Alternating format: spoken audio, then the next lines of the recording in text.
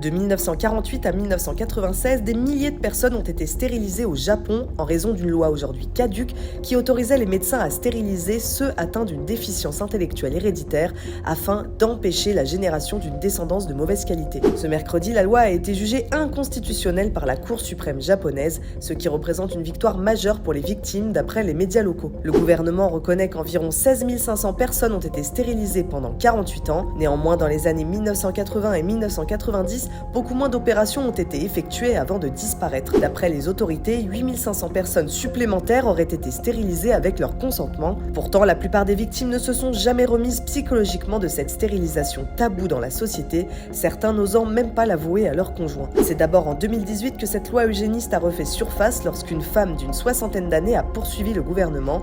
L'année suivante, ce dernier a présenté ses excuses après avoir adopté une loi prévoyant une indemnité à hauteur de 18 500 € par victime. Ce mercredi, la Cour suprême japonaise a jugé qu'un délai de prescription de 20 ans pour les demandes d'indemnisation des victimes ne pouvait être appliqué.